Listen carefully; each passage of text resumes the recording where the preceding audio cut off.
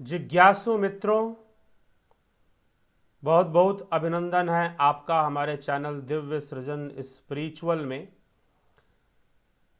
प्रत्येक दिवस की भांति आज फिर 9 बजे हम यहाँ पर उपस्थित हुए हैं इस सभा में, लाइव चर्चा के इस सभा में, और चर्चा प्रारंभ कर रहे हैं आप सबके संग। और आज का जो विषय है, ईशावास्य उपनिषद से एक विषय लिया गया है, जो कुछ ना करते हुए भी सब कुछ करता है वो कौन है। जो कुछ ना करते हुए भी सब कुछ करता है। तो जो मित्र पहले से प्रतीक्षा कर रहे हैं उन सबका बहुत बहुत अभिनंदन। दुष्यंत चौहान जी, तरनजीत सिंह जी, अवनी भट्टाचार्य जी, महेश राम पिस्ता जी, जोंती दत्ता जी, भूप सिंह खीचर जी, माधुरी कोले जी, गोपाल शर्मा जी, दीपक पटेल जी, अनिल कुमार जी, जोगेंद्र पंडित जी, संजय तिवारी जी, सबका बहुत बहुत अभिनंदन है। जुड़े रहें, बने रहें। और आगे भी जो मित्र जुड़ते जाएंगे उनका भी अभिनंदन। तो आगे चलते हैं अपने इस विषय पर। जो कुछ ना करते हुए भी सब कुछ करता है। जो कुछ ना करते हुए भी सब कुछ करता है। ना करते हुए भी सब कुछ करता है, इसका तात्पर्य क्या है? यह किसके विषय में कहा जा रहा? अभी कुछ दिनों पहले किसी मित्र ने प्रश्न किया था कि कर्ता पुरुष कौन है। गुरबाणी में या फिर जो पाठ वगैरह करते हैं उसमें कर्ता पुरुष की चर्चा आती है, तो वो कर्ता पुरुष कौन है? लेकिन यहां पर तो बताया जाता है कि ईश्वर कुछ नहीं करता, सब कुछ प्रकृति करती है। तो फिर ये कर्ता पुरुष किसे कहा जा रहा है? उसका भी उत्तर आज मिल जाएगा। और साथ ही जो कुछ ना करते हुए भी सब कुछ करता है, वह कौन है? उसका भी उत्तर मिल जाएगा। वह ना कुछ करते हुए भी सर्व करता है। सर्व करता, इसीलिए श्री कृष्ण कहते हैं कि सब कुछ उस ईश्वर के द्वारा ही हो रहा है। कैसे हो रहा है? लेकिन वो कुछ कर भी नहीं रहा है। वो कुछ कर भी नहीं रहा है, लेकिन फिर भी सब कुछ हो रहा है और उसी से हो रहा है। तो ये बड़ी विचित्र बात हुई ना कि उसी से हो रहा है और वो कुछ कर भी नहीं रहा है। उसी से हो रहा है, वो कुछ कर भी नहीं रहा है। अब एक बात बताओ मुझे, थोड़ा सा मैं एक प्रश्न आपसे पूछता हूं। आप भोजन करते हो तो भोजन कौन पचाता है? आप खाना खाते हैं तो खाना को पचाता कौन है? क्या आप पचाते हैं? क्या आपके शरीर के अंदर ही तो है। तो पचाता कौन है फिर? सत्य तो यह है कि आप ही पचाते हैं। आप ही पचाते हैं, क्योंकि यह शरीर तो आप ही का है ना। अगर शरीर में ना रहे, अगर जीव ना रहे, प्राण ना रहे, तो क्या पचाएगा भोजन को? तो भी भोजन को नहीं पचाएगा। तो पचा कौन रहा है? आप ही भोजन को पचा रहे हैं। कौन डाइजेस्ट कर रहा है भोजन को? वो करने वाला कौन है? हम, आप स्वयं हैं। आप स्वयं हैं। तो कैसे कर रहे हैं फिर? तो मित्रों, आज इस विषय को समझना है। और चलिए, मैंने एक उदाहरण आपको दिया, लेकिन जो है संजय तिवारी जी लिख रहे हैं पेट पचाता है। अगर व्यक्ति की मृत्यु हो जाए और पेट स्वस्थ रहे तो क्या पेट पचाएगा? अगर प्राण जो है या जीव जो है, उसके अंदर जो जीव है, जीवात्मा है, अगर वह देह त्याग दे तो क्या वह पेट जो है पचाएगा भोजन को? यह बताइए। तो पेट नहीं पचा रहा। सत्य तो यह है कि आप ही पचा रहे हैं। ठीक। तो यह थोड़ा सा बात समझना मुश्किल जरूर है।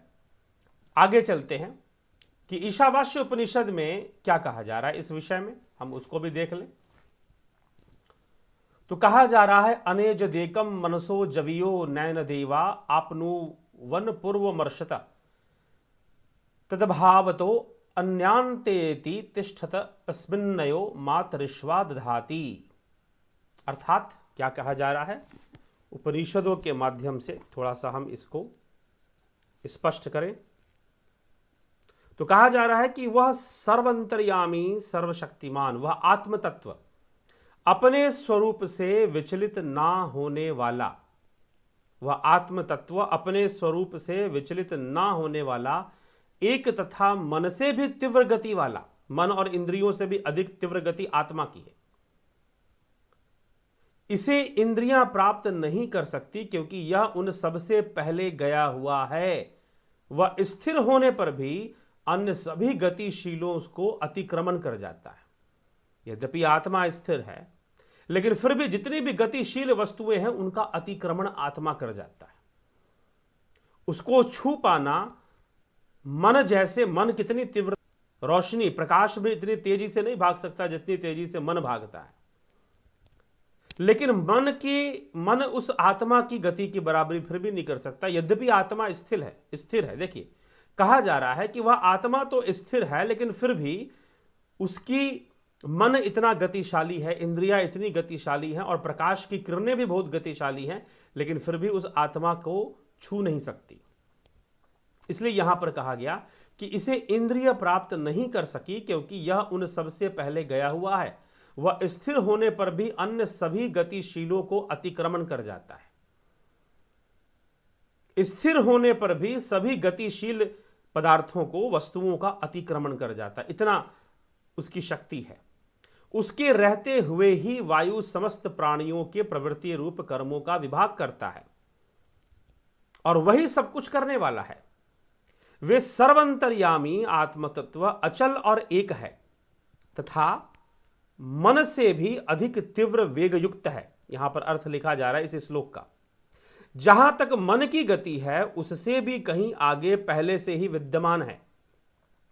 मन तो वहां तक पहुंच ही नहीं सकता।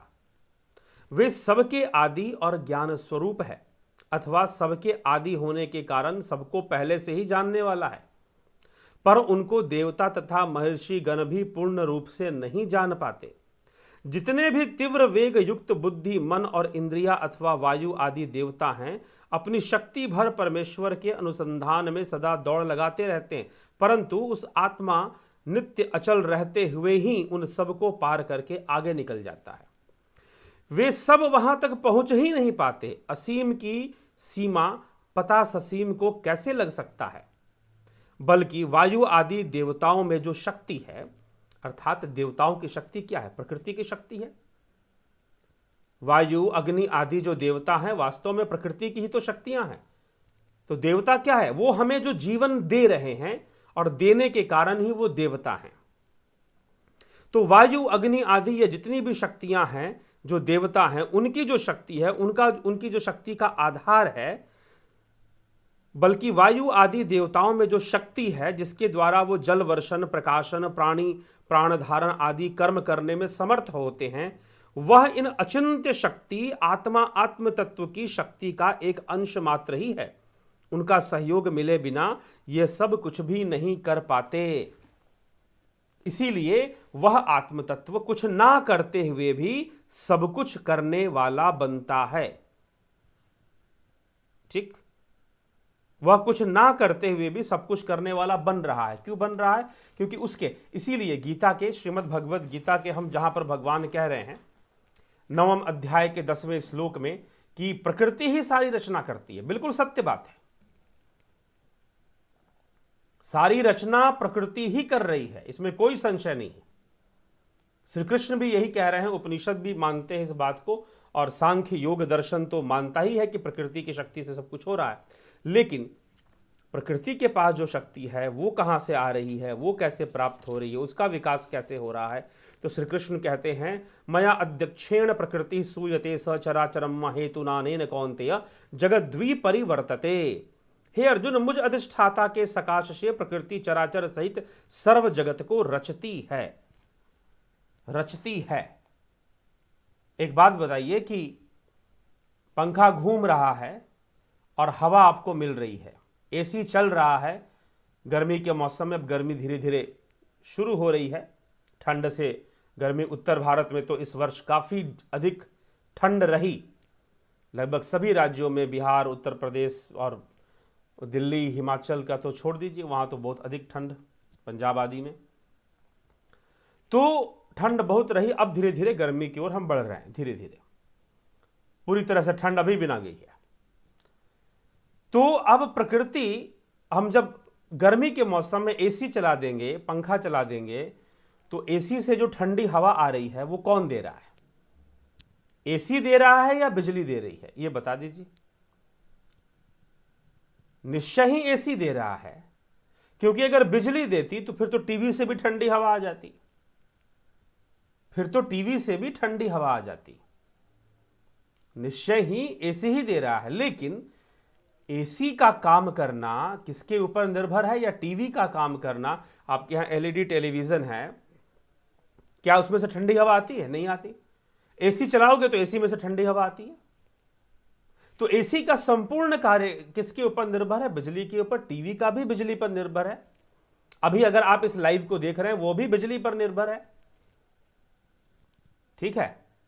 तो बिजली कुछ नहीं कर रही, वास्तव में वो कुछ नहीं कर रही, लेकिन कुछ ना करते हुए भी वो सब कुछ कर रही है। टीवी में आपको या मोबाइल में वीडियो भी बिजली ही दिखा रही है, एसी से ठंडी हवा भी बिजली दे रही है, फ्रीजर में जो है, फ्रिज में और फ्रीजर में आइसक्रीम जमा रही है, बिजली ही कर रही है।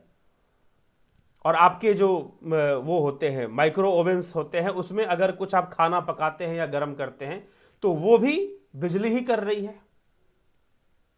तो ये सारा काम तो बिजली ही कर रही है ना। लेकिन कैसे कर रही है? कैसे कर रही है? अनासक्त। अनासक्त अर्थात उसकी कोई नीयत नहीं है करने की, अनइंटेंशनली कर रही है, उसका कोई इंटेंशन नहीं है कुछ करने का, लेकिन फिर भी उसके सकाश से सब कुछ हो रहा है। वही श्री कृष्ण यहां पर अर्जुन को समझाते हुए कहते हैं कि जो भी रचना हो रहा है वह मेरे सकाश से प्रकृति रच रही है। तो प्रकृति के रचने के कारण वह गुणमयी है, वह त्रिगुणी माया से बन रही है। लेकिन जितनी भी क्रियाएं संभव हैं सजीव की, निर्जीव की, चर और अचर की, वह मेरे सकाश से ही संभव है। तो बिजली के उपकरण चाहे कुछ भी हो, एसी हो, टीवी हो, फ्रिज हो, आजकल इलेक्ट्रिक व्हीकल्स आ गए हैं, ईवी का जमाना आ गया है, तो चाहे ईवी हो, वो सब बिजली ही चला रही है, बिजली ही चला रही है सब। तो इसीलिए सब सकाश से, ईश्वरीय सकाश से सब हो रहा है, इसलिए वो कर्ता पुरुष, वो कर्ता पुरुष कहलाता है। इसलिए ईश्वरीय सत्ता का महत्व, लेकिन वो अनइंटेंशनली करता है। अनइंटेंशनली, उसे, उसका कोई इंटेंशन नहीं है कि कोई व्यक्ति सुखी हो जाए, उसका कोई इंटेंशन नहीं है कि कोई व्यक्ति दुखी हो जाए। सुख और दुख मिलना यह सब प्रकृति के गुणों के वशीभूत है। सुख और दुख प्राप्त होना यह सब प्रकृति के गुणों के वशीभूत है। ये आप समझ लीजिए, ठीक है। तो ये तथ्य यहां पर प्रमाणित करने के लिए ही यह श्लोक, उपनिषद का जो यह श्लोक दिया गया है यहां पर, जो अभी हमने पढ़ा, अनेज देकम मनसो जवीयो नैन देवा आपनुवन पूर्वमर्शत तद्भावतो अन्यान्तेति तिष्ठत अस्मिन्नपो मातृश्वा दधाति। तो यह श्लोक यही हमें समझा रहा है कि उस आत्मा की कोई गति नहीं, फिर भी वो सबसे अधिक गतिशील है, उसके द्वारा कुछ होता नहीं, लेकिन फिर भी वही सब कुछ करने वाला है, क्योंकि उसके बिना भी कुछ संभव नहीं है, उसके बिना भी कुछ संभव नहीं है। इसीलिए वो कर्ता पुरुष है, इसीलिए वो कर्ता पुरुष कहलाता है। तो यह हमें समझना, उसके बिना कुछ भी संभव नहीं है। आप कितने भी, मान लीजिए कि आप बढ़िया से बेस्ट क्वालिटी का सबसे महंगा वाला फ्रिज ले आओ, सबसे महंगा वाला टीवी ले आओ, सबसे महंगा वाला एसी लगा लो घर में, पंखे लगा लो घर में, सब कुछ महंगा महंगा और बहुत बढ़िया बढ़िया वायरिंग कर लो, खूब आपने खर्च कर दिया, लेकिन आपने बिजली का कनेक्शन नहीं लिया, आपने बिजली का कनेक्शन नहीं लिया, और आप आए, कोई आपका मित्र आ गया, कोई मेहमान आ गए, कोई गेस्ट आ गए आपके यहाँ, उनसे उन्होंने पूछा कि भाई तुमने तो बहुत अच्छी एसी लगा रखी है, तुमने तो बहुत टीवी लगा के रखी है, जरा चला के दिखाओ, इतनी महंगी टीवी तुमने लगाई है, इतनी महंगी एसी, इतना महंगा फैन, इतनी सारी चीजें तुमने लगा के रखी है, और जरा चला के दिखाओ, जरा दिखाओ एसी कैसा चलता है, जरा दिखाओ टीवी कैसे चलता है। वो आपसे पूछेगा ना, तो आप कहोगे नहीं नहीं ये लगाइए, मैंने अभी बिजली का कनेक्शन नहीं लिया। तो पूछेगा कितने दिन हो गए, आप कहोगे 3 महीने हो गए, लगा लिया है लेकिन बिजली का कनेक्शन मुझे नहीं लेना है। तो कहेगा कि पागल आदमी, मूर्ख आदमी है क्या, इतनी महंगी सामान खरीद रखा और बिजली का कनेक्शन ही नहीं चाहिए। ठीक है, तो समझिए उसके सकाश से सब कुछ चल रहा है, वो चला नहीं रहा है। बिजली का कोई उद्देश्य नहीं है कि वो पंखे को घुमा दे, बिजली का कोई उद्देश्य नहीं है कि आपको टीवी में सिनेमा दिखा दे, बिजली का कोई उद्देश्य नहीं है कि वो फ्रिज में पानी का बोतल ठंडा कर दे। ये तो आपने बिजली की प्रवृत्ति को देखते हुए आपने ऐसा सिस्टम डेवलप किया, वैज्ञानिकों ने जो आविष्कार उपकरण बनाए, इंजीनियरों ने जो बनाए, उसके आधार पर ये चीजें चल रही हैं और उसके सकाश से बिजली सब कुछ हो रहा है। वैसे ही वह ईश्वर, ये एक समझाने के लिए, बिजली कोई सर्वव्यापी चीज नहीं है लेकिन ईश्वर तो सर्वव्यापी है। ठीक, तो इसीलिए हमें यह समझाने के लिए एक उदाहरण लिया जा रहा है। तो ईश्वर के सकाश से सब कुछ है। इसलिए स्कंद महापुराण में आता है कि रमते सर्वभूतेषु अस्थावरेषु चरेषु च अंतरात्मा स्वरूपेण यच्च रामेति कथ्यते। रमते सर्वभूतेषु, जो सभी भूत प्राणियों में रमण करने वाला है, चरेषु च, चर अचर में रमण करने वाला है, अंतरात्मा स्वरूपेण यच्च रामेति कथ्यते, जो अंतरात्मा में भी रमण करने वाला है वही तो राम है, उसी को आत्मा राम भी कहते हैं। यच रामेति कथ्यते, वो राम के नाम से भी जाने जाते, वो हमारे भीतर ही है, कहीं बाहर नहीं है। भीतर से हम उनको जान सकते हैं तो वो सर्वव्यापी, भीतर से तो हम उनको जान सकते हैं तो वो सर्वव्यापी। ठीक, सर्वव्यापी क्या, सब कुछ वही है, उन्हीं से सब कुछ अस्तित्व में है। इसीलिए वो कर्ता पुरुष है, वो कुछ ना करता हुआ भी सब कुछ कर रहा है। आपके जीवन में आने वाले सुख दुखों का वो दोषी नहीं है। ठीक, लेकिन फिर भी जो सुख दुख आ रहे हैं उसी के कारण भी आ रहे हैं।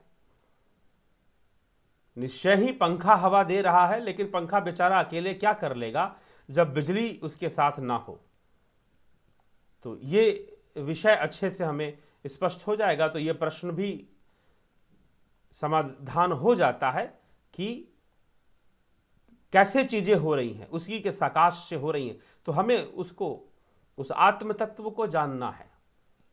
उपनिषद आत्म तत्व को जानने की बात करते हैं, कहते हैं कि तुम उसके जैसे बन जाओ, जैसे वो आत्मा अनासक्त है, उसकी कोई नियत नहीं है कि वो संसार को चलाए, लेकिन फिर भी चला रहा है। वैसे तुम भी प्रारब्ध में आने वाले हर एक कर्म कर्तव्यों का पालन करते हुए आगे बढ़ते रहो। उस आत्मा, वो आत्मा कभी मलिन नहीं होती, आत्मा कभी मलिन नहीं होती है, वो शुद्ध ही रहती है। तुम भी उस आत्मा के जैसे ही बन जाओ, वैसे ही धारणा, योगी वैसे ही बन जाएगा। इसलिए अर्जुन से कहा जा रहा है तस्मात् योगी भवार्जुना, अर्जुन तो योगी बन जा, योगी बन जा। देख, मेरे लिए तो करने के लिए कोई कर्म नहीं है, फिर भी मैं कर्मों में बरतता रहता हूं। मुझे करने के लिए संसार में कोई कर्म नहीं है, फिर भी मैं कर्मों में बरतता रहता हूं। ठीक, तो ये हमें विचार करना चाहिए। उसी प्रकार से वह परमात्मा, वह परमेश्वर, वह कुछ ना करते हुए भी, वह परब्रह्म कुछ ना करते हुए भी सब कुछ करने वाला है। वह कुछ ना करते हुए भी सब कुछ। तो ये जो हमारा आज का टाइटल है, जो कुछ ना करते हुए भी सब कुछ करता है, वो कौन? वही आत्म तत्व है। उसी आत्म तत्व की चर्चा यहां उपनिषदों में, उपनिषद मुख्य रूप से परमात्मा परमेश्वर शब्दों का प्रयोग बहुत ही न्यून है। उपनिषदों में आपको आत्मा शब्द का प्रयोग मिलेगा, आत्म तत्व शब्द का प्रयोग ज्यादा मिलेगा उपनिषदों के अंदर। कुछ श्लोकों में ऐसा कुछ श्लोकों में ऐसा आपको मिल सकता है कि वहां परमात्मा शब्द का प्रयोग हुआ हो, लेकिन टीकाकार महोदय लोग आत्मा को ही परमात्मा करके लिख देते हैं। ठीक, तो लेकिन वहां पर शब्द आत्मा शब्द का ही प्रयोग हुआ होता है। तो इस तरह से उपनिषदों के सार को यहां रखने के लिए आज ये चतुर्थ श्लोक पर हमने चिंतन किया। कल हम चौथे, पांचवें, छठे श्लोक पर, चौथे पर फिर से और पांचवें छठे श्लोक पर और हम चिंतन आगे करेंगे। तो मित्रों, आपकी कमेंट्स देख लेते हैं क्या है। तो दुष्यंत चौहान जी, गुरुजी श्री कृष्ण ने मुझे अपने सारे जन्म, श्री कृष्णा मुझे अपने सारे जन्म याद हैं, तुझे नहीं। अर्जुन यहाँ वो आत्मा को कह रहे हैं या सूक्ष्म शरीर को, या आत्मा की यादाश्त या भावना होती है। जी हाँ, वो अपने आत्मा को ही कह रहे हैं वहां पर। ठीक है, वहां पर वो आत्मा को कह रहे हैं जो सिद्ध है, वह जीव जो सिद्ध है। तो जो श्री कृष्ण है वो योगेश्वर हैं। उन्होंने क्या कहा, ना तो माम शक्य से द्रष्टु मनने व स्वचक्षुषा दिव्यम ददामि ते चक्षु पश्चिमय योगमैश्वरम। मेरे योगेश्वर रूप, योग सिद्ध रूप, योग सिद्ध रूप ही योगेश्वर रूप है। तो श्री कृष्ण योग सिद्ध हैं, इसीलिए वो सब जानते हैं, भूत का भी जानते हैं, भविष्य का भी जानते हैं। ठीक, तो वहां पर श्री कृष्ण अपने आप को योगेश्वर रूप में यह कह रहे हैं। ठीक, क्योंकि आत्मा तो निर्लिप्त है, इसीलिए हम यहां आत्मा को भी यहां पर नहीं लेंगे इस श्लोक में। हाँ, दूसरे श्लोकों में उन्होंने कहा कि अहमात्मा गुडाकेश्वर भूताश स्थित, कि मैं सभी भूतों में स्थित आत्मा हूं। तो वहां निश्चय ही आत्मा की चर्चा है, परंतु यहां पर योगेश्वर को, योगेश्वर कृष्ण ये कह रहे हैं जो शरीर नहीं है, योग सिद्ध हैं, योग सिद्ध हैं। तो योग सिद्ध योगेश्वर श्री कृष्ण यहां पर यह कह रहे हैं कि मैं तेरे सारे जन्मों को जानता हूं, क्योंकि वो आत्मज्ञानी हैं और वैसी अवस्था, योग की वैसी उच्चतर अवस्था को प्राप्त हैं, सूक्ष्म अवस्था को प्राप्त हैं, एकाग्र अवस्था को प्राप्त हैं, शुद्धा अवस्था को प्राप्त हैं। इसीलिए वह अपने योग बल से सब जानते हैं कि अर्जुन तेरे कितने जन्म हुए, बहूनी मैं व्यतीतानि जन्मानि तव चार्जुन तान्यहम वेद सर्वाणी नात्वम वेद परम तप। हे परम तप, तेरे मेरे बहुत सारे जन्म हो चुके हैं और मैं उन सब को जानता हूं, परंतु तू नहीं जानता। इस प्रकार से श्री कृष्ण ने अर्जुन को कहा है। तरनजीत सिंह जी, प्रणाम गुरु जी। एक ही भाव में रहने वाला व्यक्ति क्या वो अपने कामकाज करते हुए भी एक ही भाव में रह सकता है? एक ही स्थान पर बैठकर एक भाव में रहता है, कृपया मार्गदर्शन करें। जी हाँ, रह सकता है। एक ही भाव अवस्था को प्राप्त करने वाला व्यक्ति जल्दी से उसकी एक भावना का नाश नहीं होता है। वो तरह तरह के काम करते हुए भी एक उदासीन अवस्था में रहता है। उदासीन मतलब कि तरह तरह के कामों को बस वो करता है और शायद पहले से ज्यादा बेहतर करता है, क्योंकि तरह तरह की चीजें उसे डिस्टर्ब नहीं करती, तरह तरह के विचार भावनाएं उसे प्रभावित नहीं करती, तो उसमें भी उसकी एकाग्रता बन जाती है। तो इसीलिए एक ही भाव रहने वाला योगी जो है वो सारे कर्म कर सकता है। और जो एक ही भाव हो गया उसके लिए कोई ये प्रश्न बनता नहीं है। वैसे तो ये जो प्रश्न है वास्तव में उसके लिए नहीं बनता है, क्योंकि एक ही भाव होने वाला साधारण नहीं रहता, वह सिद्धावस्था में चला जाता है। ठीक है, हाँ, यह है कि साधक को कुछ सेकंड के लिए एक ही भाव अवस्था का अनुभव हो जाए, कुछ सेकंड के लिए, तो वो एक साधक की बात है। लेकिन जो हमेशा एक ही भाव में चला गया है वह तो सिद्ध पुरुष है, वो साधक नहीं, वो सिद्ध हो चुका है। ठीक, तो इसीलिए उनके लिए फिर जो सिद्ध है वो तो क्या ना करके दिखा दे, उनसे कौन सा कर्म छूटने वाला है, क्या छूटने वाला है, सब कुछ कर सकते हैं। तो यह समझना चाहिए। तो इसीलिए उस को इसमें कोई वो बात नहीं है। जो सिद्धावस्था है वो तो क्या से क्या करके दिखा देगा। गुरुजी, जब एक ही भाव होता है तो कुछ भी इस संसार की भाग दौड़ करने का मन ही नहीं करता, सब व्यर्थ से लगता है। जी नहीं, ऐसा कुछ नहीं है, ना ही व्यर्थ लगता है और ना ही सार्थक लगता है। ठीक, इसीलिए तो अर्जुन से कहा जा रहा ना कि जो तेरे लिए जो कर्म है जो तेरे लिए नियत कर्म है करता हूं। अभी यह एक भाव अवस्था नहीं, जिस अवस्था की आप बात कर रहे हैं वह एक भाव वास्तव में है ही नहीं। ठीक, इसलिए कई बार हम बहुत क्षणिक रूप से एक भाव होना, मैं आपको थोड़ा सा उसके बारे में बता देता हूं। पहले तो आपका एक भाव अवस्था में आप तरंगित रहते हैं, तरंगित, ठीक ना, और आप आनंद में रहते हैं, अद्भुत आनंद होता है वो, आप एक आनंद की स्थिति में बने रहते हैं। तो जब आप आनंद की स्थिति में बने रहते हैं तो आपके लिए ये सोचने के लिए कहाँ रहा कि क्या व्यर्थ है और क्या सार्थक है। जहां पर यह सोच बनी हुई है कि क्या व्यर्थ है और क्या सार्थक है, वहां अभी एक ही भाव कहां है। वहां तो ऐसा तर्क भी नहीं रहेगा कि क्या व्यर्थ है और क्या सार्थक है। ठीक, तो इसीलिए यह नहीं, वह तो एक तुर्य में रहने वाला जो एक अवस्था बन जाती है। ठीक, तो वो उसी में, उस अवस्था में रहते हुए ही जीव सारे कर्म कर लेता है। ठीक ना, उस अवस्था में बने हुए ही सारे कर्म, उसमें उसको व्यर्थ और व्यर्थ वाली कोई बात नहीं होती है। संसार का हर काम ही व्यर्थ है वैसे तो फिर, लेकिन उसमें रहते हुए भी जन कल्याण, लोक कल्याण हेतु वो अनेकों कर्म कर देता है। ठीक, तो एक ही भाव, ऐसा कोई भाव नहीं है कि जहां पर हमें संसार व्यर्थ, संसार तो हर परिस्थिति में ही व्यर्थ है अगर आप मानते हैं तो, नहीं तो व्यर्थ है भी नहीं, क्योंकि संसार ही तो माध्यम है ना। संसार में फंसे हुए लोगों के लिए संसार ही माध्यम है मुक्ति का।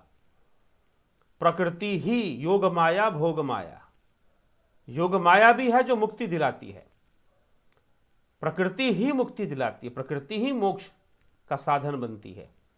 तो इसीलिए एक ही भाव अवस्था वास्तव में एक कल्पना की अवस्था नहीं है, यह एक काल्पनिक अवस्था नहीं है, वास्तव में निरंतर लंबे समय तक किए हुए ध्यान का परिणाम है, परिपक्व अवस्था है एक ही भाव अवस्था। बहुत लंबे काल तक, लगातार भी नहीं, जो डेली कई वर्षों से साधना कर रहा है, 1.5 घंटे 2 घंटे नियम से निकाल रहा है, मन लगे ना लगे, हर परिस्थिति में कर रहा है। कई लोग कहते हैं मन नहीं लगता। अभी कई लोगों ने जुपिटर मेंबरशिप ज्वाइन किया, सन मेंबरशिप ज्वाइन किया, और ज्वाइन कर कर उन्होंने ध्यान आदि क्रियाओं को सीखा भली भांति, तो कहते हैं कई बार मन ही नहीं करता कि बैठें, और कई बार तो लगता है कि बस बैठे ही रह जाएं।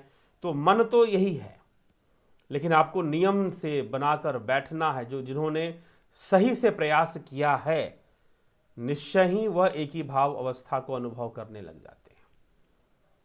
ठीक है, तो एक ही भाव अवस्था कोई मान्यता भी नहीं है, कोई कल्पना भी नहीं है।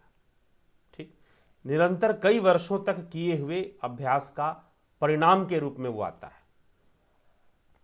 ठीक, तो ये है। हाँ देखिए, एक ही भाव में रहना सबके लिए सहज नहीं है, लेकिन निष्काम भाव में रह सकते हैं। और जो एक ही भाव हो जाएगा वो स्वतः ही निष्काम हो जाएगा, उसको निष्काम बनने का प्रयास नहीं करना पड़ता। लेकिन साधारण रूप से एक साधारण मनुष्य को निष्काम कर्म योग बताया है भगवान कृष्ण ने, तो उसके अनुसार उसे निष्काम भाव अपने अंदर लाना चाहिए। लेकिन जो एक ही भाव अवस्था में चला गया, उसे कोई प्रयास नहीं करना पड़ता निष्कामता के लिए, वो स्वतः ही निष्कामता को प्राप्त हो जाता है। ओम परमात्मने नमः। गुरुजी, समाज में कुछ लोग चोरी और व्यभिचारी जीवन अपनाकर दिन ब दिन वह उन्नति भी किया और सदा असामाजिक पाप कर्म में लिप्त रहा, ऐसा क्यों हुआ? चोरी व्यभिचारी अपना के दिन व दिन उन्नति भी किया, सीमा होती है, पिछले जन्मों के पुण्य से वो ऐसा कर पाते हैं। ठीक, पिछले जन्मों के पुण्य से और पिछले जन्मों के लेन देन के कारण वो ऐसा कर पाते हैं, परंतु ऐसा नहीं कि वो हमेशा उन्नति ही करेंगे। समय आने पर सबका नंबर आ जाता है। ठीक, गांवों में लोग क्या करते हैं ना, आप इधर हर जगह का मुझे नहीं पता, लेकिन फिर भी जहाँ तक मैं जानता हूँ सब जगह ऐसी व्यवस्था भारत में की जाती थी। लोग मिट्टी की कोठरियाँ बनाया करते थे अनाज रखने के लिए। मिट्टी की कोठरियाँ अनाज रखने के लिए बनाते थे, और उसमें मान लो कि आप, और नीचे से उसको एक छेद छोड़ा जाता था, जिसका मुंह बंद रखते थे कपड़े से या किसी चीज़ से। ज़रूरत पड़ने पर जब अनाज निकालना है तो उसका मुंह खोल लेते थे। आपने मान लीजिए कि पहले गेहूं डाल दिया, फिर चावल डाल दिया आपने। अब आप चाहते हो कि चावल निकल जाए, तो चावल नहीं निकलेगा, पहले गेहूं निकल जाएगा, उसके बाद ही चावल निकलेगा। ठीक, वैसे तो एक कोठरी में एक ही अनाज रखने का प्रचलन है, लेकिन मान लीजिए कि ऐसा कर दिया तो पहले निकल जाएगा। तो इसी प्रकार से उनके पिछले कई पुण्य के कारण वो बने रहते हैं। लेकिन फिर भी आप देखो कि जो पाप करने की कोशिश करते हैं, कईयों को दंड मिल ही जाता है किसी ना किसी रूप में, लेकिन फिर भी किसी को नहीं मिल रहा है। इक्के दुक्के लोग, जैसे रावण बहुत कुछ करता गया, कोई दंड नहीं मिल रहा, कोई दंड नहीं मिल रहा, तो मिलेगा ही नहीं ऐसा नहीं है, मिलेगा ही नहीं ऐसा नहीं है। प्रकृति का अपना खेल है, सबका नंबर आ जाता है, सबका नंबर आ जाता है। बड़े बड़े नेता, राजनेता, राजकुमार और बहुत सारे लोग नहीं बच पाते, तो फिर किसी भी व्यक्ति का ऐसा कुछ भी नहीं होता है। आप अपने कर्म सिद्धांत में विश्वास कीजिए और उसका पालन कीजिए, और आपके हाथ में जो कर्तव्य आता है उसको करिए। तो ये करना पड़ेगा। ठीक, चलिए।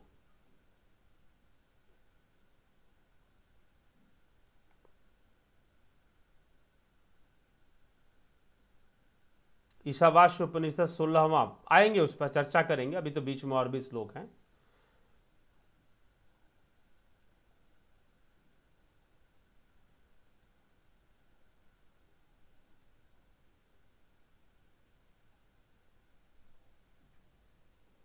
आपको जो कल्याण रूप है उसको देखने की इच्छा रखो, लेकिन मैंने अगर आपका, चलिए ठीक है, उस पर चर्चा होगी बाद में, क्योंकि तो श्रृंखला में ही है।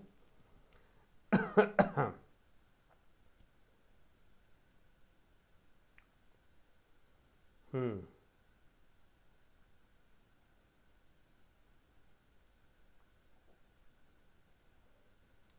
वैश्नर पंच, वैश्नर क्या होता है? वैश्वानर, हर हर महादेव।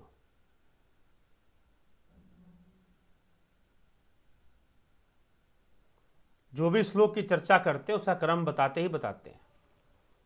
ठीक, तो आगे चले।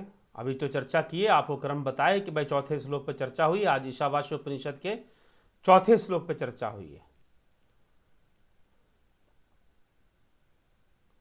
चर अचर कुछ भी तो रहा है, सब भगवान कर रहे हैं, उनकी इच्छा बिना कुछ भी संभव नहीं, फिर हम क्या कर रहे हैं? चर अचर जो कुछ भी हो रहा है सब भगवान कर रहे हैं, लेकिन उनकी कोई इच्छा नहीं है। समदर्शी इच्छा कछु नहीं। ठीक, उनकी इच्छा नहीं है, यह ध्यान रखिएगा, यहीं पर गड़बड़ होता है। समझ कहां बिगड़ गई, सब कुछ। अब क्योंकि आप लोगों के लिए भगवान ईश्वर एक है, मैं तो अलग अलग समझता हूं, क्योंकि भगवान जो भगों से संपन्न है वो भगवान है।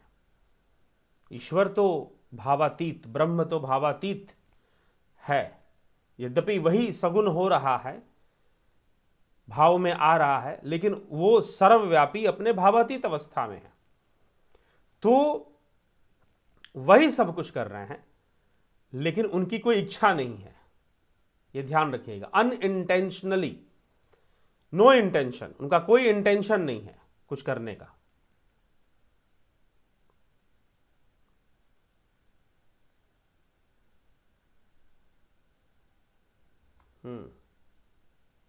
दुर्गा है क्या? दुर्गा ही प्रकृति है। जी हां, दुर्गा को प्रकृति रूप भी माना गया है।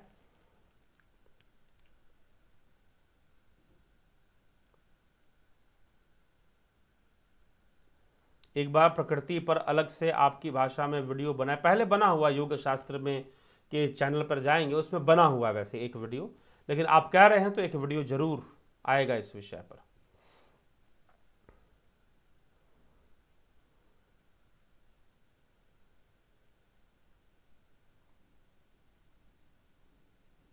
भारत के लगभग सभी उपनिषद तथा ग्रंथों पर अनेक लोगों ने टीका की है, मगर अष्टावक्र गीता पर भी की है टीका लोगों ने, बहुत, हाँ, लेकिन कम टीकाकार हैं, यह सत्य है, यह बात सत्य है।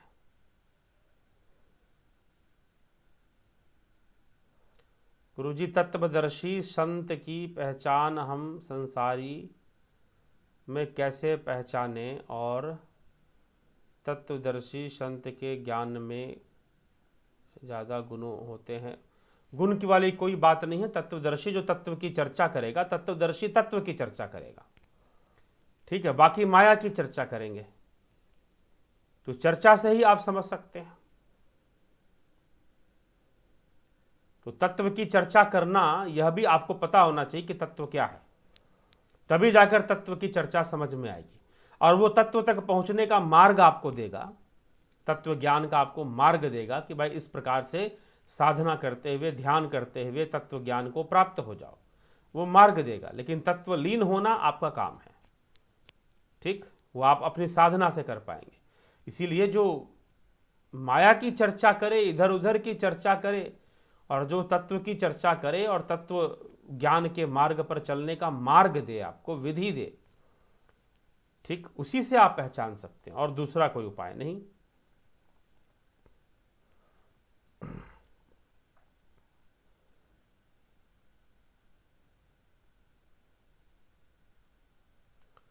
माइथोलॉजी हिस्ट्री है जी? नहीं, माइथोलॉजी नहीं है, शास्त्र माइथोलॉजी नहीं होते।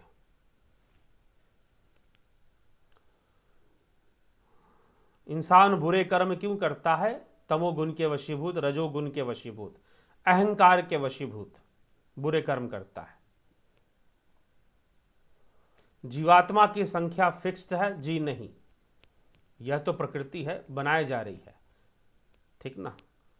तो इसीलिए इसमें ये फिक्स वाला, हाँ, एक सिस्टम में आप एक चीज को फिक्स मान सकते हैं ओवरऑल, लेकिन परिवर्तनशील है, परिवर्तनशील है, ठीक ना।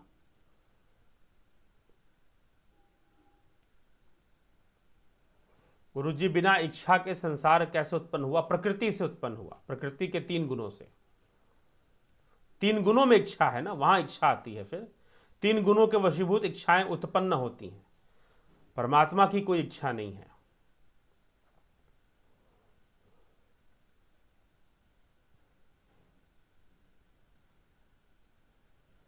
तो सब जीव मनुष्य में अवतार कैसे ले रहे हैं? कल्याण के लिए, अपने कल्याण के लिए वो ऐसी इच्छा कर कर मनुष्य शरीर को धारण करते हैं। क्योंकि मनुष्यों की संख्या बढ़ती जा रही है, तो मनुष्यों की संख्या बढ़ रही है, तो जीव जो है अपने उसमें अपने कल्याण हेतु मनुष्य देह धारण करते हैं, ठीक। बढ़ रही है तो घटती भी है, प्रकृति घटा भी तो देती है। समय है, घट भी जाएगी, समय आएगा।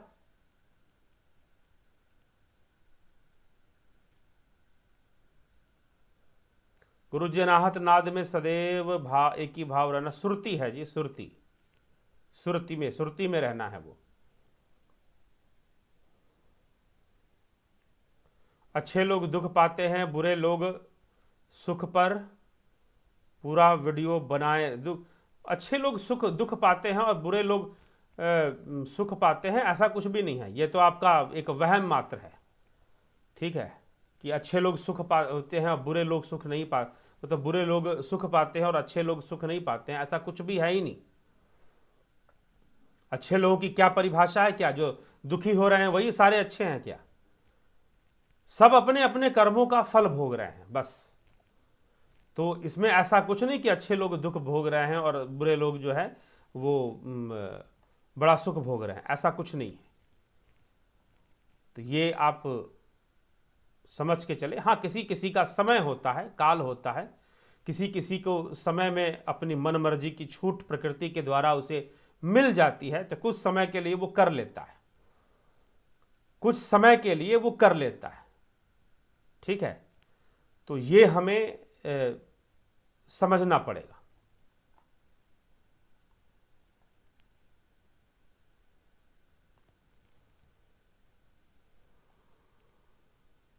भगवान काल चक्र से परे हैं, बिल्कुल। अवतार के चरित्र पर चर्चा हो चुकी है, पहले हुई है।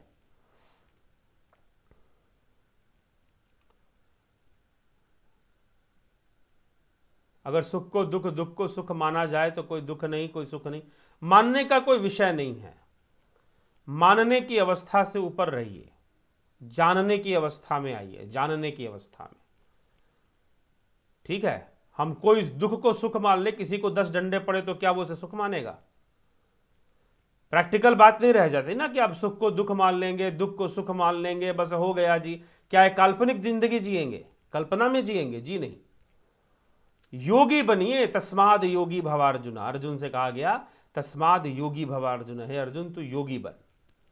वो बनने के लिए जब तक तैयार नहीं है तब तक सारी समस्या बनी रहेगी, हजारों लाखों प्रश्न भी बने रहेंगे। इसीलिए अंतर्मुखी होकर ध्यान करना चाहिए।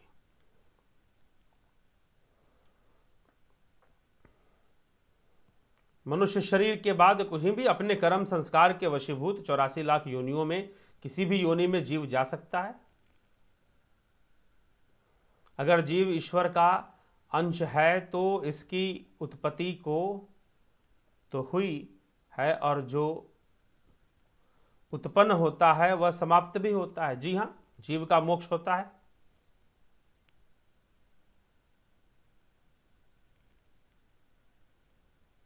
सहज अवस्था, एक ही भाव अवस्था ही सहज अवस्था है। ज्ञान से आच्छादित जब हमें संसार की नश्वरता का ज्ञान और ईश्वरता का ज्ञान साथ में हो जाता है तो सहज अवस्था आ जाती है।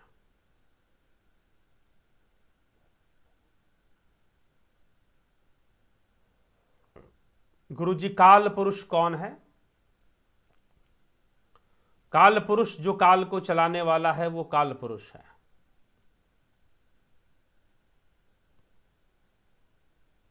मन को शांत कैसे करें?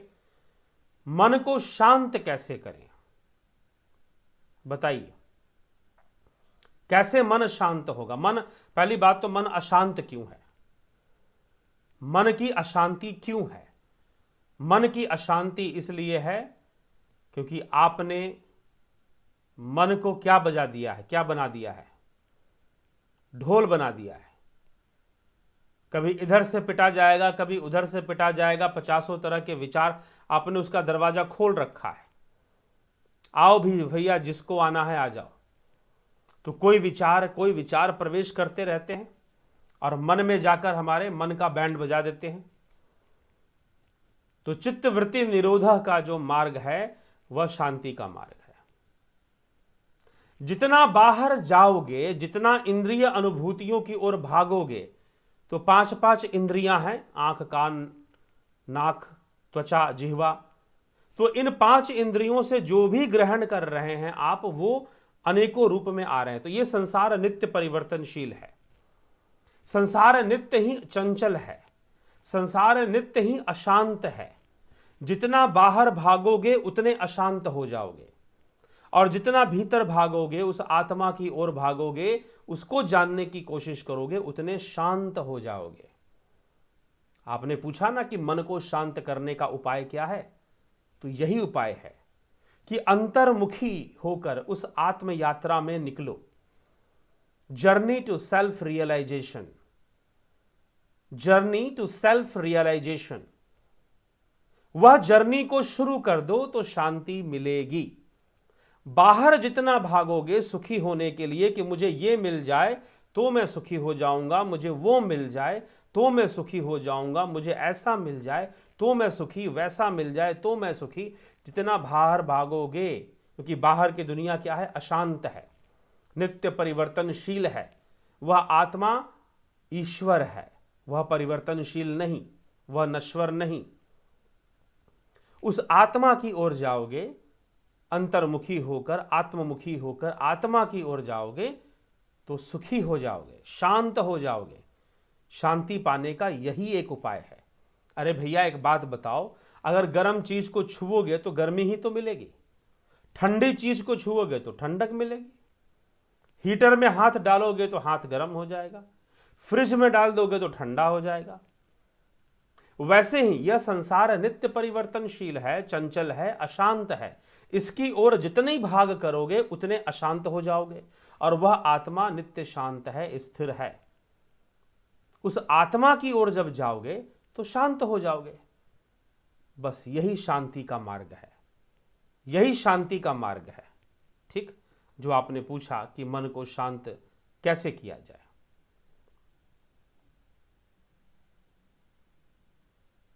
गुरु जी, क्या ब्रह्मा विष्णु महेश जी की आयु सीमित है?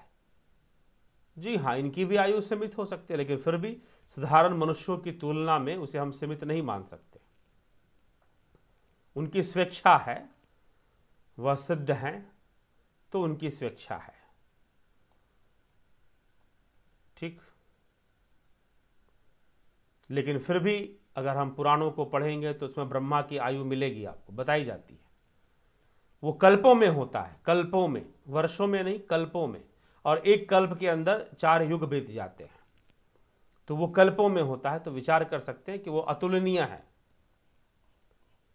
तो जिज्ञासुओं, इसी के साथ आज के इस सभा को, लाइव चर्चा के इस सभा को यहाँ पर विराम देते हैं। बहुत अच्छा लगा आप सभी से जुड़कर, जिनका नाम मैंने नहीं पढ़ा, झमकराज थपालिया जी, पृथ्वीराज चौहान जी, माला शर्मा जी, राजू पाल जी, राम निवास मीना जी, योगेंद्र पंडित जी, अनिल कुमार जी, सबका बहुत बहुत अभिनंदन। ठीक, बजरंग शर्मा जी, तो सबका बहुत बहुत अभिनंदन है। मित्रों जुड़े रहें, और जो जुड़कर इसका लाभ उठाना चाहते हैं कृपया जरूर लाभ उठाएं। शेयर भी कर दिया करें वीडियो, अगर आपके इसकी गुणवत्ता, आपको विचार अगर गुणवत्तापूर्ण लगते हैं तो निश्चय ही शेयर भी किया करें। और साथ ही साथ वीडियोज़ को शेयर करना, सब्सक्राइब और ज़रूर जुपिटर मेंबरशिप, सन मेंबरशिप ज्वाइन कर ध्यान उस आत्म शांति की ओर। मात्र प्रश्न करने से नहीं चलेगा कि भाई मन कैसे शांत होगा। वास्तव जो शांति का मार्ग है उस मार्ग से जुड़ जाना चाहिए। और जो साधना का जो साधना सिखाई जाती है, जो बताई जाती है इस मेंबरशिप कोर्स के अंतर्गत, उसे ज्वाइन कर निश्चय ही इसका लाभ उठाएं। कई लोग लाभान्वित हुए हैं, जो ना हुए उनसे जरूर कहूँगा कि वो लाभ उठाएं। अष्टांग योग पर आधारित इसमें स्टेप वाइज स्टेप साधनाएं कराई जाती है। लगभग टोटल 28 वीडियोज़ होती हैं। तो कोई ये मत सोच लेना, कोई मुझसे पूछा कि क्या वो 4 विधियों वाला, कोई 4 पदार्थ वाला कोई ज्ञान देते हैं? जी नहीं जी। ठीक, यहाँ तो आपको 27-28 वीडियोज़ हैं जिसमें कि स्टेप वाइज स्टेप साधनाएं हैं, आपको करते हुए आगे आगे अंतर्मुखी होने तक ले जाया जाता है। ठीक, तो इसीलिए जब जानेंगे, अपना अनुमान लगा लेने से ही नहीं हो जाता है। चक्कर क्या है कि आदमी सोचता है कि हम इतना जानते हैं, इसके बाहर और क्या हो सकता है। कुएं का मेंढक वाला, समुद्र का मेंढक एक बार कुएं में चला गया, तो उसने पूछा, कुएं के मेंढक ने पूछा कि तुम कहां से आए भाई? उसने कहा मैं सागर से आया हूं। तो कुएं के मेंढक ने कहा कि सागर से आ गए? सागर कितना बड़ा? कितना बड़ा सागर? उसने कहा कि सागर बहुत बड़ा है। कि इस कुएं से बड़ा? हाँ बहुत बड़ा है। कुएं के मेंढक ने छलांग लगाई और कहा कि इतना बड़ा है क्या? नहीं नहीं, ये तो कुछ भी नहीं उसके सामने। कुएं के मेंढक ने फिर 2 छलांग लाई, कहा कि 2 छलांग के बराबर। बोला कि नहीं नहीं, इतना नहीं, इससे भी बहुत बड़ा। अब कुएं के मेंढक जो है कुएं के डायमीटर में घूम गया, एक किनारे से दूसरे किनारे, बीचों बीच। क्या इतना बड़ा? बोला कि नहीं, इतना भी नहीं, इससे भी बहुत बड़ा। उसने कुएं का पूरा चक्कर लगाया, कहा कि इतना बड़ा क्या? बोला कि नहीं, इससे भी बहुत बड़ा। मूर्ख बनाते हो मुझे? कुएं के मेंढक ने कहा, मूर्ख समझा मुझे? मुझसे बड़ा ज्ञानी कौन? मेरे कुएं से बड़ा कुछ भी नहीं। ठीक, बस इतना ही सब कुछ है? नहीं, बहुत कुछ है। तो एक वैज्ञानिक ढंग से ये साधनाएं कराई जाती हैं, जिससे कि कई बार मैं ऐसा बताऊं कि कई बार लोग कुंडलिनी जागरण की साधनाएं करते हैं, कई बार लोग अनेक प्रकार की साधनाएं करते हैं। और मैंने ऐसा पाया, कोई कहेगा कि मुझे यहाँ सीने में दर्द होता है, कोई कहेगा मुझे यहाँ रीढ़ की हड्डी में पीछे दर्द होता है, बड़ा हॉरिबल पेन होता है। यह सब मुझे क्यों हो रहा है? अगर सही तरीके से, सही विधि से स्टेप वाइज स्टेप आगे बढ़े होते, समझते हुए चीज़ों को, तो ऐसा नहीं होता। कई लोग त्राटक क्रियाएं करते हैं, अपनी आंखें खराब कर लेते हैं। कई लोग त्राटक, एक भाई साहब मुझको मिले, वो त्राटक क्रिया किया करते थे, स्टूडेंट थे, पढ़ाई करते थे, आईएएस वगैरह की तैयारी करते थे। पता नहीं दिमाग में क्या आ गया, किसी ने कुछ कह दिया, त्राटक का अभ्यास करो, तुम्हारे अंदर सिद्धि आ जाएगी, तो तुम वैसे ही आईएएस बन जाओगे। फिर तो बेचारे का आईएएस क्लियर नहीं हो रहा था और वो लग गया त्राटक क्रिया करने में। अब वो त्राटक क्रिया किए जा रहा है, आंखें कमज़ोर कर ली अपनी, और कुछ भी पढ़ता तो सिर में दर्द पकड़ लेता तुरंत। जहां भी कंसंट्रेशन लगाने का काम करता है सिर में हेडेक हो जाता। तो अनियमित रूप से, अधूरे ज्ञान से, little knowledge is dangerous thing हम जैसा कहते हैं, वो जो है शुरू कर देते हैं साधना और फिर बाद में पछताना भी शुरू कर देते हैं। ठीक है, तो मित्रों इसीलिए मैं यही कहूँगा कि जोर ज़बरदस्ती वाली बात नहीं, स्टेप वाइज स्टेप ध्यान करते हुए हम आगे बढ़ते हैं तो बहुत गहराई में उतरना सरल, समय में, बहुत कम समय में आप गहराई में उतर सकते हैं। ठीक, मेंबरशिप कैसे ज्वाइन करें? आप सीधा यूट्यूब पर ज्वाइन बटन क्लिक कीजिए और ज्वाइन कर सकते हैं, वैसे भी ज्वाइन कर सकते हैं।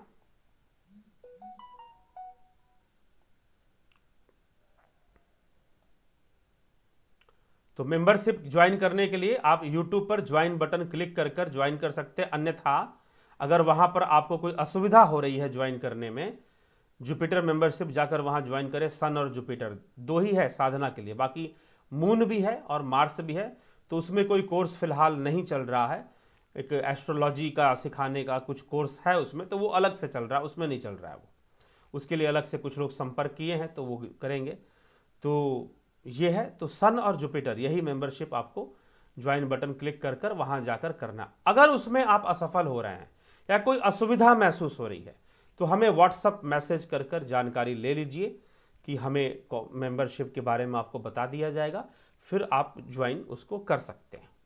ठीक है, बहुत सरल है, कोई आज के समय में ऐसा कुछ नहीं है। और कोई भी कुछ किसी भी तरह का दान सहयोग करना चाहते हैं तो अवश्य करें, कर सकते हैं। कुछ कोई पूछ रहा था तो आप ऐसे कहाँ भेजेंगे, आप जो सुविधाएं जो डिस्क्रिप्शन में दी गई हैं उसी के अनुरूप ही करें तो बेहतर होगा। ठीक है, तो जिज्ञासुओं, अभी हम अपने इस कार्यक्रम को विराम देंगे, लेकिन साथ ही साथ सजग भी रहें, सचेत भी रहें, अपने धर्म के मार्ग पर साधना करते हुए एक साधक योद्धा बने। मात्र योद्धा ना बने, साधक योद्धा बने, योगी योद्धा बने, योद्धा योगी बने।